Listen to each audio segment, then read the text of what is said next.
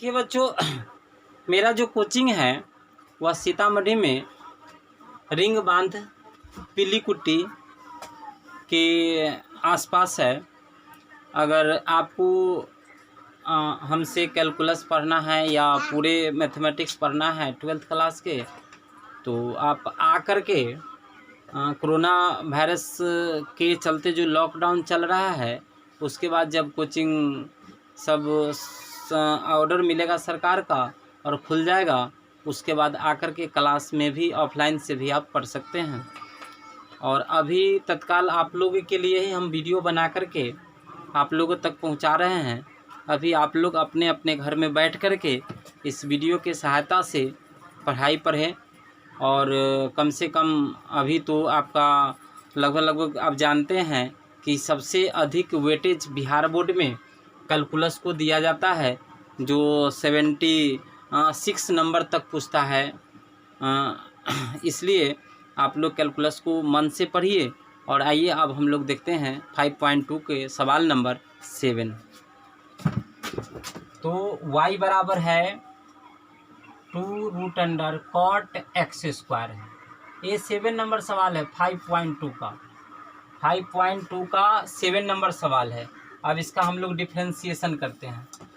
थोड़ा सा कॉन्शियस होकर के आप लोग देखेंगे तो सवाल कोई ज़्यादा भास्ट नहीं है, और कॉन्शियस होकर के देखेंगे। थोड़ा ट्रिग्नोमेट्री का इसमें प्रयोग होता है, इसलिए इस सवाल को आप ध्यान से देखिए और बहुत ही आसानी से हम लोग बना लेंगे और समझ भी लेंगे। तो आइए, तो dy/dx बराबर हो जाएगा 2d√cot x²। रूट के अंदर में जो भी रहता है उसको हम लोग x मानते हैं, और वह d के साथ कहाँ चलाता है, नीचे चलाता है। और वह तब तक नीचे ऊपर होता है जब तक कि dx नहीं आ जाए। तो देखिए रूट के अंदर में क्या है, तो d/cot x² है। रूट के अंदर में जो भी रहेगा उसको x मानेंगे। वो d के साथ कहाँ चलाएगा, नीचे। कब तक नीचे ऊपर जाएगा, जब तक कि dx नहीं आ जाएगा। अब फिर इसको dx तो आया नहीं, फिर इसको उठा के यहाँ पर ले जाएंगे, d/cot x² हो गया। फिर इसके बाद हम थीटा के जगह पर देखेंगे, सिचुएशन के आधार पर चेन रूल लगता है, तो dx² हो जाएगा।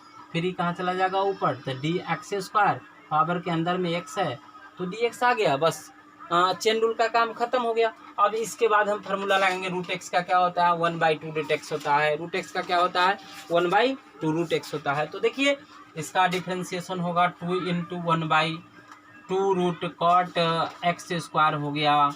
इसके बाद cot x का क्या होता है, -cosec² x² हो जाएगा।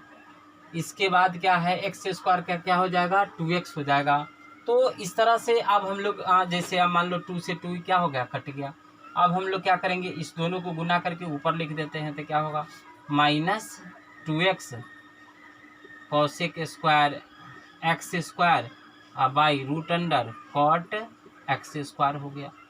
अब इस सवाल को और भी थोड़ा हम आगे ले जा करके बना सकते हैं, और एनसीईआरटी में इतना आंसर नहीं दिया है, और इतना तक भी हम सवाल को बना देंगे तो सवाल बन गया। लेकिन एनसीईआरटी के मैथ के आंसर मिलाने के लिए आपको थोड़ा सा और दूरी तय करना पड़ेगा।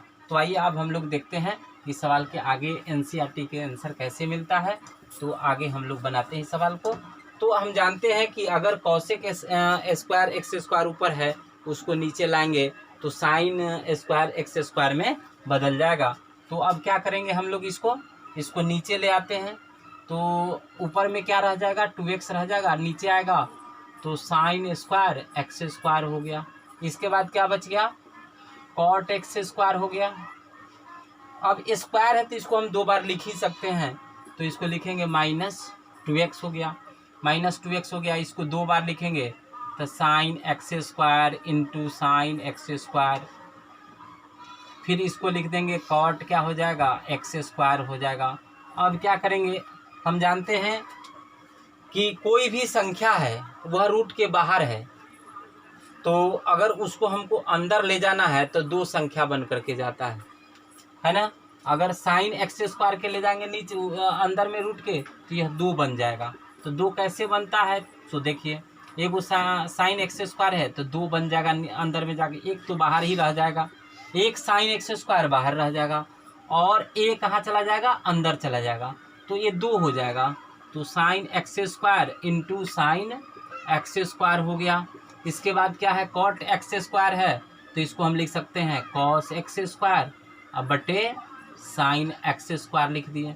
अब इससे ही क्या हो गया, कट गया। अब हम लोग क्या करेंगे, -2x हो गया अब बाई साइन एक्स स्क्वायर हो जाएगा। इसके बाद यहाँ पर अब बच गया क्या मेरे पास, यहाँ पर बच गया क्या, sine x square into cos x square, और 2 से नीचे ऊपर मल्टीप्लाई और डिवाइड कर देते हैं, तो ये हो गया। अब हम लोग क्या करेंगे, -2x अब बटे साइन एक्स स्क्वायर, और इसका फार्मूला होता है 2 sine x square into cos x square बराबर क्या होता है, साइन 2x स्क्वायर हो जाता है। ई भी रूट में है, ई भी रूट में है, तो इसको नीचे हम लिख सकते हैं। हम जानते हैं कि मैथ में तीसरा बट्टा कहाँ चला जाता है, ऊपर चला जाता है, तो इसको क्या लिखेंगे, -2x, सॉरी पहले लिख देंगे -2, ये तीसरा बट्टा ऊपर गया तो √2 इंटू एक्स, अब बाई क्या हो जाएगा, sine x square sine 2x square. तो एनसीईआरटी के बच्चों यही आंसर होता है। एनसीईआरटी के मतलब एनसीईआरटी के 7.2 चैप्टर का 7 नंबर सवाल का आंसर इतना होता है। तो ये सवाल भी आपका बन गया। अब हम लोग देखते हैं अगला सवाल। अगला सवाल कैसे बनता है सो देखिए। अगला सवाल है, अगला सवाल के लिए देखिए क्या है, अगला सवाल के लिए सवाल है 8 नंबर सवाल है, बहुत ही हल्का सवाल है, आप बना भी सकते हैं, फिर भी मैं आपसे वादा किया हूँ कि एक एक सवाल बना दूंगा, इसलिए आप लोग देखिए कॉस √x हो गया। अब इसका हम डिफ्रेंशिएशन करेंगे तो साधारण सवाल है, रूट के थीटा के स्थान पर जो भी रहेगा उसको क्या मानेंगे, x मानेंगे, वह d के साथ कहाँ चलाएगा, नीचे चलाएगा, और वह तब तक नीचे ऊपर होता है जब तक कि dx नहीं आ जाए। तो d cos √x अब बटे थीटा के जगह पर जो भी रहेगा x में हमको देखना है, सिर्फ थीटा के जगह पर है क्या, तो √x है तो √x नीचे चलाएगा, फिर कहाँ चला जाएगा, ऊपर चलाएगा। रूट के अंदर में जो भी रहता है x मानते हैं वह d के साथ कहाँ चलाता है, नीचे चलाता है। तो अब इस तरह से cos का क्या हो जाएगा, माइनस साइन हो जाएगा, √x हो गया, √x का क्या होता है 1/2 √x होता है। तो 8वां सवाल भी आप लोग का बन गया। जब हम इस 5.2 के 9 और 10 सवाल तब हम लोग बनाते हैं जब आपको 5 रॉल्स थ्योरम पढ़ाएंगे, मीन वैल्यू थ्योरम पढ़ाएंगे, इसके बाद हम लोग सवाल आपको बनाएंगे 9 और 10 सवाल 5.2 का, और उससे पहले फिर एक चैप्टर आता है कंटिन्यूटी, और 9.2 का 9 और 10 सवाल और कंटिन्यूटी, ये सब का प्रयोग Rolle's theorem mean value theorem में होता है। इसलिए अभी हम आपको डिफ्रेंशिएशन के जब पूरा चैप्टर ख़त्म हो जाएगा फिर हम 5.1 पढ़ाएंगे, और 9, 10 पढ़ा करके रॉल्स थ्योरम और मीन वैल्यू थ्योरम पढ़ाएंगे, और इतना पढ़ा करके इस अगला वीडियो की तरफ हम लोग ध्यान देते हैं 5.3 के तरफ। धन्यवाद, और बढ़िया से आप लोग पढ़ेंगे, मेरा विश्वास है कि इससे आपको बहुत फ़ायदा होगा और परीक्षा में बहुत ही अच्छा मार्क्स आप ला सकेंगे, क्योंकि कैलकुलस का वेटेज परीक्षा में बहुत अधिक रहता है, इसलिए आप इसको बहुत मन लगा करके पढ़ेंगे। धन्यवाद।